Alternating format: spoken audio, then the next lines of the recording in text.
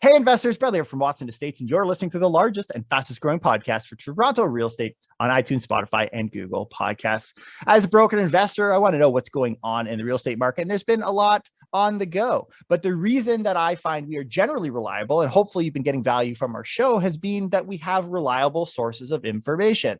I've had the opportunity of being featured, but today I'm really excited to bring on the managing editor of one of my favorite news sources, STOREYS. Her name is Penelope Graham, to dive into what she expects is going to happen as we see a massive shift specifically in the interest rate environment here in Canada. How is that going to play out in your real estate prices, in your investment portfolio in the GTA? Penelope has a very well thought out and detailed response to every one of my questions.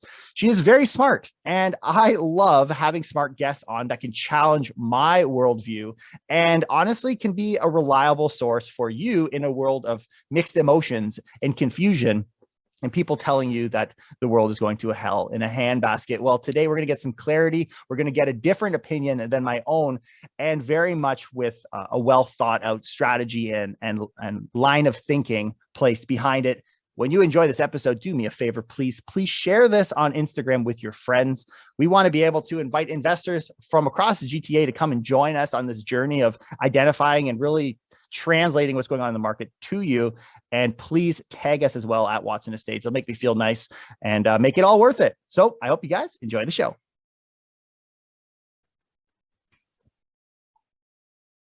Penelope, thank you for joining us on the show. How are you? Thanks so much for having me. I'm great. I am a big fan of your work. I love sharing the insights that STOREYS shares and really giving feedback. And out of many of the different media sources, you guys seem to, I love the balanced approach, but I also find that I agree with many of the points.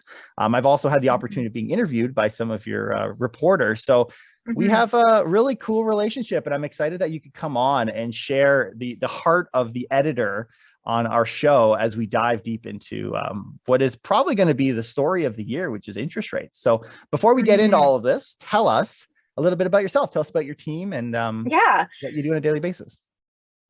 Absolutely. So as you mentioned, I'm the editor at STOREYS, and we're a daily digital real estate news publication. We have a focus for coverage on the Canadian marketplace.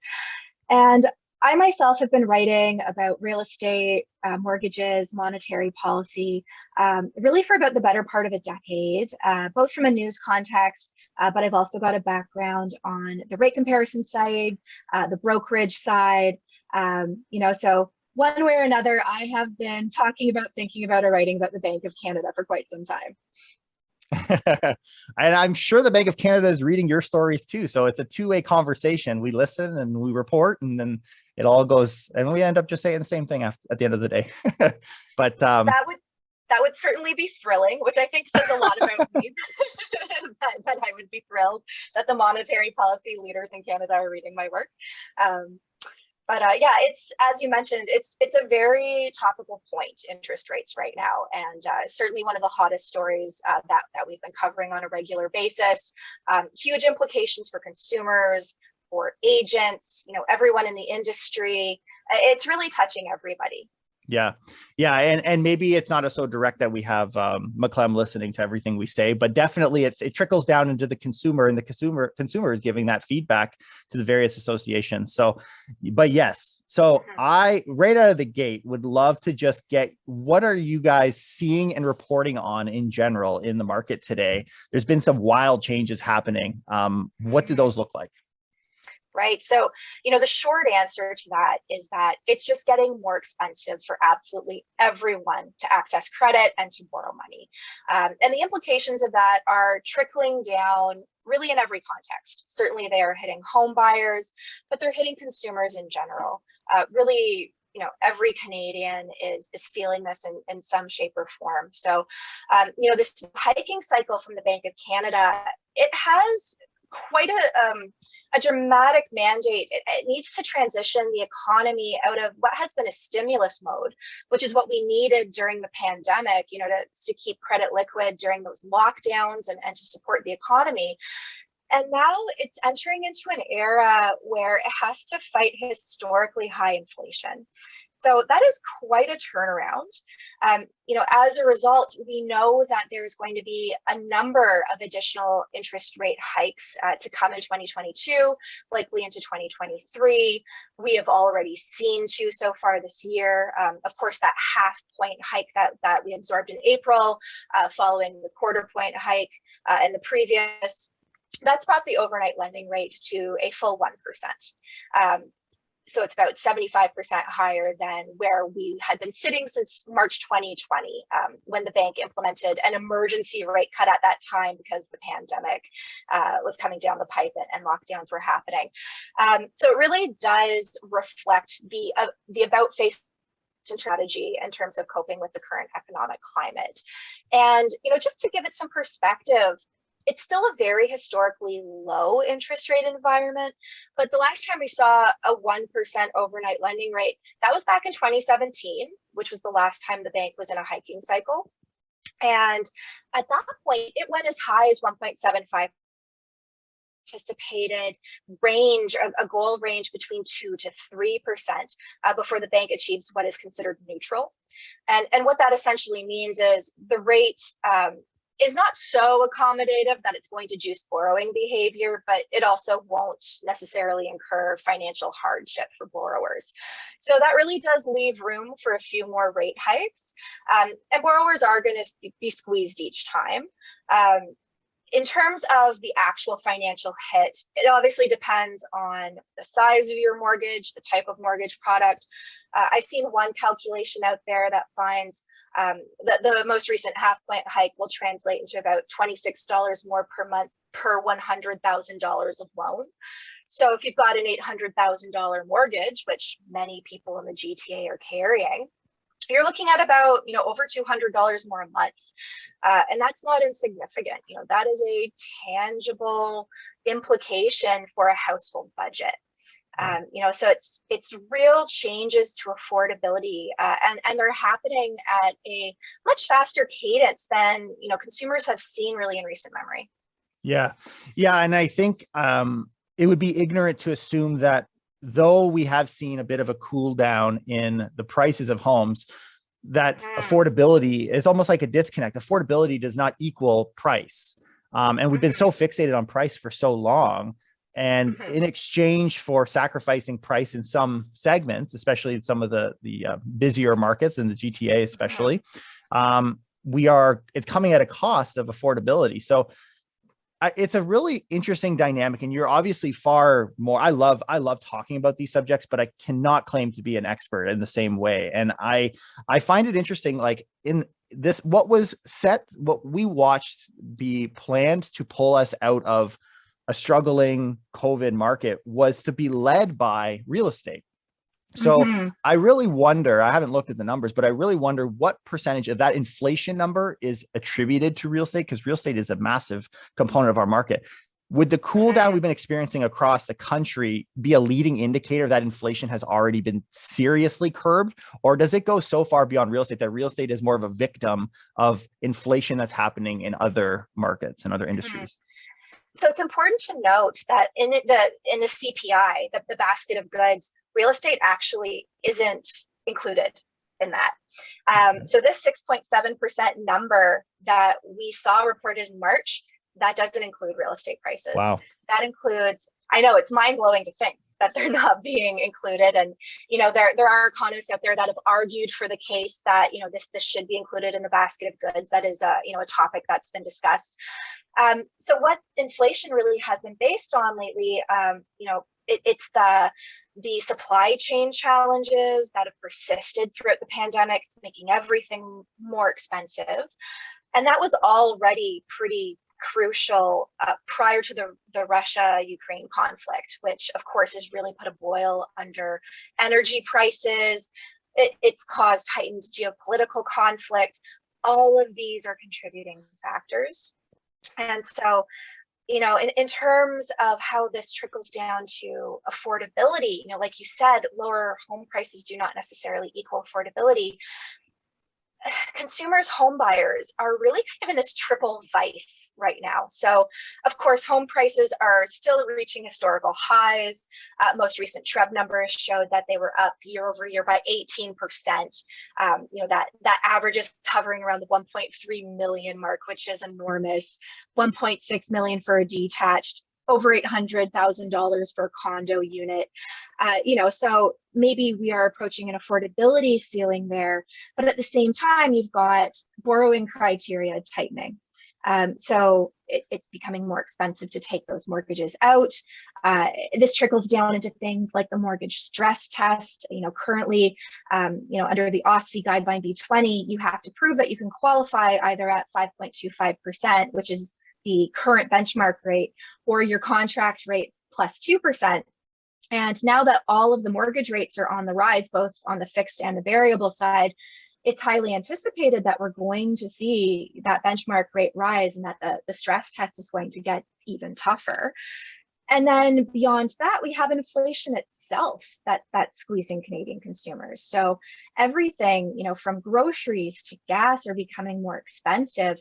So you really have this trifecta of, these economic hardship factors, and it's limiting purchasing power, which I think we are starting to see reflected in the market.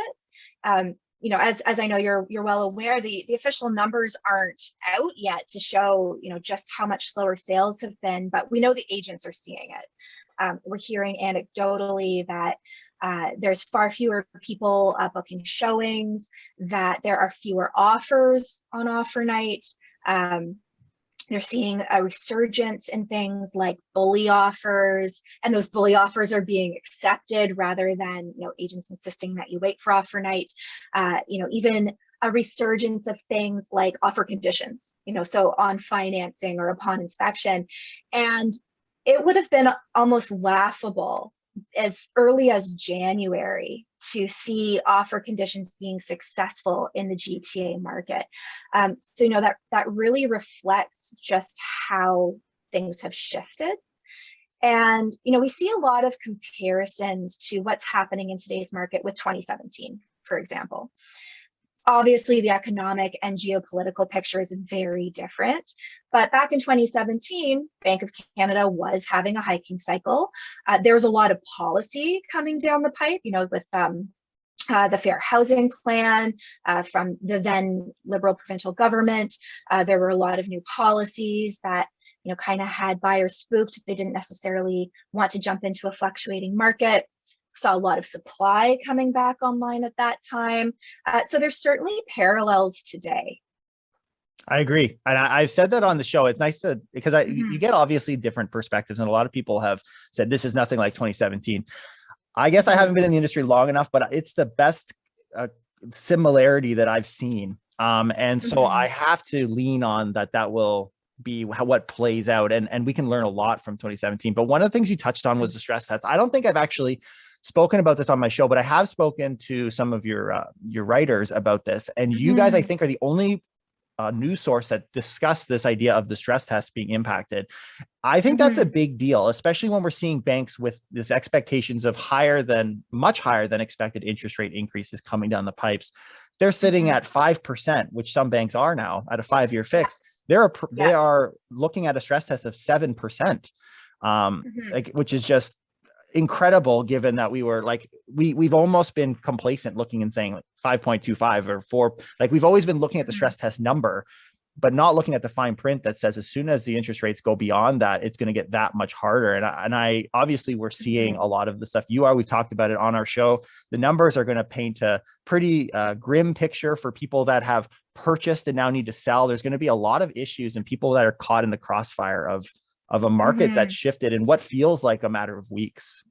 Yeah, and you're right in that conditions have shifted very rapidly, and that always seems to be the case when the market sentiment turns. In regards to stress tests specifically, it's not necessarily an automatic change when rates go up. This is under the purview of OSFI, so they are keeping in mind as well, and the Bank of Canada has to keep this in mind as well, is that there is no benefit in truly shocking the Canadian consumer. they have to walk a very fine line to achieve, I hate this term, but soft landing. Yeah. If you overly shock borrowers, that could lead to a housing overcorrection. Certainly there's been a lot of calls for housing correction in general because affordability has been suffering, but housing overcorrection would have implications for the economy as a whole. And you don't want to also create credit shock. So one thing to keep in mind, that's really important that the Bank of Canada mandates is the cost of borrowing between the consumer banks, right? That's why we see the overnight lending rate then reflected in prime rate, which is then reflected, in the variable product pricing. And they don't want to necessarily freeze up credit between the banks. So it's very important that they don't crank that lever too dramatically and too hard. They do have to be very mindful of how this is all being absorbed. So it's pure speculation for me to say that OSFI will not tweak the stress test rate, but it is something that they review on an annual basis. They have already looked at it for this year. Could they look at it again, given how things are changing? It's possible. Interesting. So it's not just necessarily automatic. It is there's people that are trying to temper the market a little bit and in the shock and in the craziness. Awesome. Mm-hmm. So you mentioned briefly variable. I'm curious, I guess two sides. One, where seems to be the best opportunity in the coming maybe 2 years, but also what do consumers seem to be most interested in as far as the products? Obviously fixed rate have seriously jumped up, even in advance of people's recognizing the market was shifting, because the banks definitely did. And so variable finds itself in this unique advantage, but I'm curious, what's the perception out there? So variable from a historical perspective has always been a better financial deal. There's been studies that have been done that have shown even when there's been a hiking cycle, borrowers who have variable rate products tend to pay less over time than their fixed rate counterparts. But it always comes down to individual borrowers' risk appetite. So for some out there still is benefit if they can carry those mortgage costs of locking into a fixed rate, because fixed rate provides a lot of peace of mind, right? You generally have set monthly payments, likely over a 5-year horizon, what your debt servicing costs are going to be. So there still is benefit there. And as I mentioned, yes, we are starting to enter an era where we're seeing over 4% posted fixed rates. But from a historical perspective, again, still fairly low when you compare it to what we saw in the mid-2000s, for example. It's just that today's borrowers, today's first-time buyers, today's millennial borrowers, 2008, that buyer group was in college. They weren't buying homes yet or taking out significant amounts of debt. So they've never seen it before. It is a brand new rate environment for that group. So I think that the appetite for variable is still quite high. Again, a 1% overnight lending rate, still very low from a long-term perspective. We're looking to eventually achieve that range between 2 to 3%. And I know everyone draws parallels to the late 80s and early 90s when they were significantly higher than that. No one has a crystal ball, but I think as long as inflation does manage to get underhand by the bank in the near future, it won't lead to that. And I think that variable will still continue to be, very advantageous and a very competitive product. Yeah, I think it'd be ignorance of economics to suggest that interest rates shouldn't be going up. I think it's a very healthy thing. In fact, I think it should have been done a little sooner if I had a say on it. But the fact that we're doing it and maybe playing a little bit of catch up is definitely playing itself out. So you're certainly not alone in that sentiment that Bank of Canada is behind the 8 ball on what's going on with inflation. But I get the concern as I look at some of the charts of inflation relative to interest rates. It's just a massive gap that's there. That point that you mentioned, that real estate doesn't play out in the CPI, the real estate prices, is concerning, because that puts me as an investor and obviously our listeners as well in a position where it's difficult to gauge inflation apart from what we already know? Like I would claim myself to be an expert in the real estate category, but not in the grocery category. So the fact that our investments are relying so heavily on other industries, I guess the question is, have we noticed, and maybe it's still too soon, but have we noticed a pullback in inflation in categories outside of real estate? Not a pullback as of yet. Everything still seems to be on a growth trajectory. Yeah. But I suppose we'll see, in the months to come, and it does take time as well for the Bank of Canada's policy to work its way through the economy. It's not instantaneous. Things take time to trickle down. The fundamentals take time to change. So I think the next 6 months are going to be extremely crucial in terms of where we see the direction of inflation. Yeah. But it is an interesting time right now for investors for a number of reasons. One, when cost of borrowing is going up, that cuts into their profit margins, certainly. We already know that if you have rental properties in the GTA, for example, the profit margin from that is the value of the property over time. The rents aren't necessarily net positive, and it's been that way for some time. So as affordability becomes more challenging, it's going to hit the investor group as much as it's going to hit, the end user group. And I think that there's been a number of new policies that have been introduced as well. Of course, there's that foreign buyer ban, but I think what's going to be a lot more hard hitting are the ones that do target the domestic investors. So it'll be interesting to see how all of that plays out. Yeah. Yeah.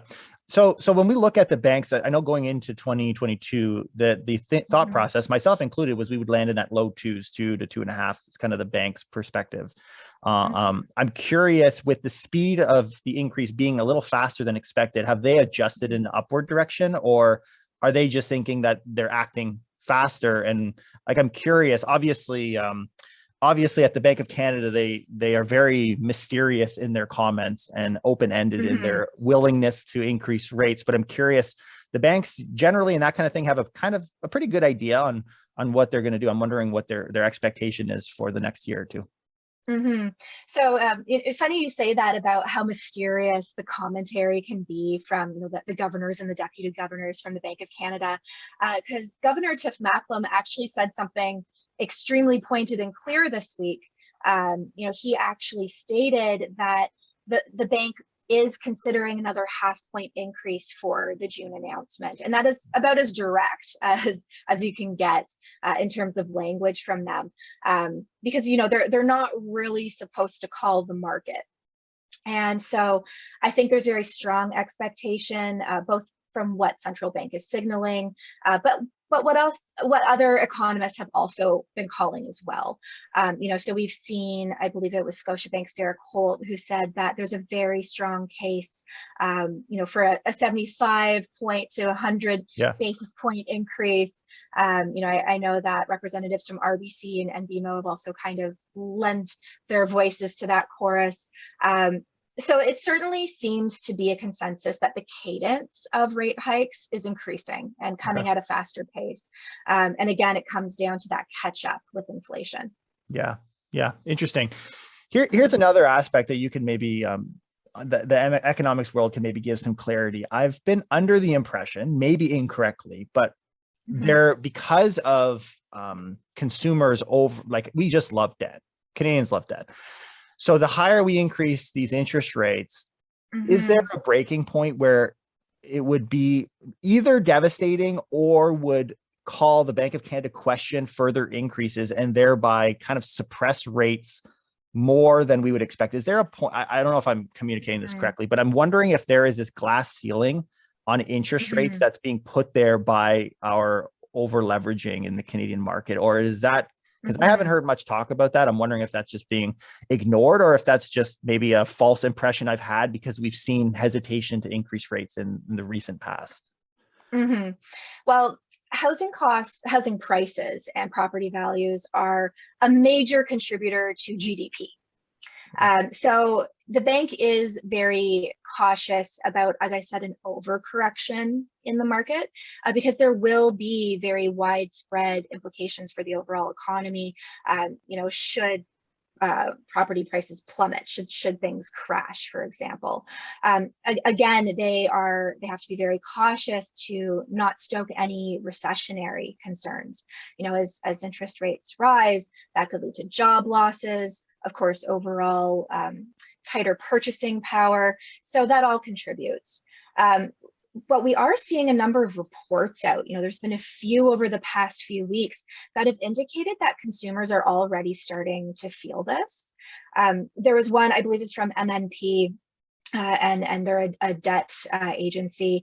They had some really alarming statistics that found, I think it was half of Canadians already feel that they could not stomach another $200 increase in expenses, that their budgets could not accommodate that, and that 31% are already struggling to meet their debt servicing obligations.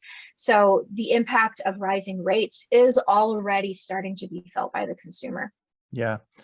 Yeah, and it sounds like you have similar thinking in that it seems more like a 2017, but I guess this big unknown, which included interest rates. I think interest rates increased faster than I even expected, which would lend itself to maybe an overcorrection, and there's kind of a fear. And I think that this, fear-mongering bubble type of collapse people are expecting is because of a poor calculation from the Bank of Canada over exaggerate. So hearing that they're kind of got their finger on the pulse, that they are, taking their time and aware, is actually words of encouragement, I think, for a lot of people. And maybe that's where you've kind of lined up your thinking.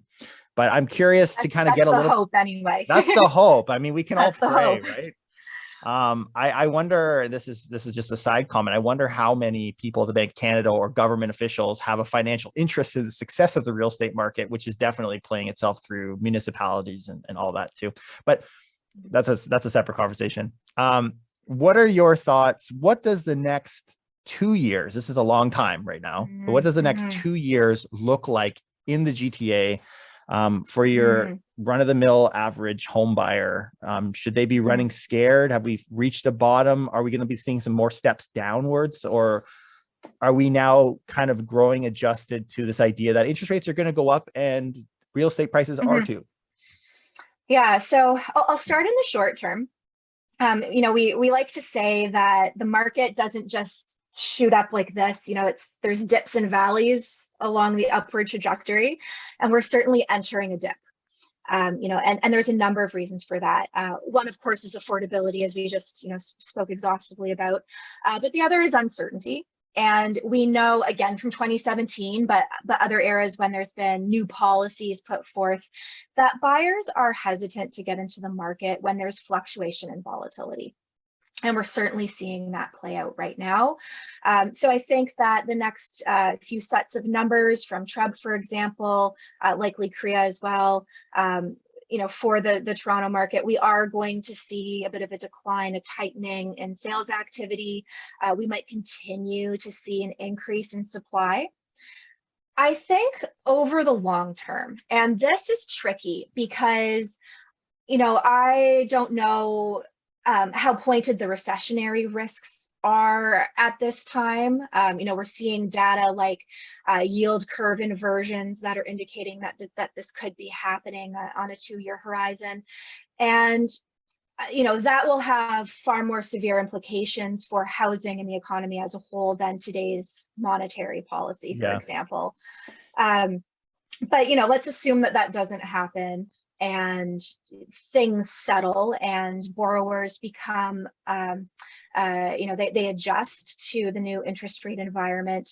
The mortgage industry also can be accommodative in terms of the types of products. They're becoming more innovative with their mortgage products to help people qualify with this harder criteria. We see trends like more co-buying, more generations of families purchasing real estate together, co-signing. All of these things are becoming a greater presence in the market. And, I think that as long as affordability continues to push up against that ceiling, we're going to continue to see trends like that. As we have seen historically, the Canadian home buyer has been quite resilient. It's this question of when will the bubble burst and when will people just not be able to afford it anymore has been asked for longer than a decade, probably going on close to 15, 20 years at this point. And nobody has really seen that come to fruition. So, that's not to say that there is no end in sight for price growth and no end in sight for Canadian demand, but the fundamentals continue to be a severe supply and demand imbalance. And we're very far off from building the supply or having the listings come online that could potentially alleviate that. Very aggressive immigration targets, especially for the GTA. So you've got all of these factors that are going to continue to prop up price growth, assuming that there is not some sort of unprecedented economic event. But having said that, the pandemic was supposed to have been an unprecedented economic event, and we saw what happened then. So I think we're feeling the pandemic a little now, actually. I think this is kind of, it's a redemption for the missed opportunity for a market correction during the pandemic. But this is really cool. Maybe I'll leave you off with one question.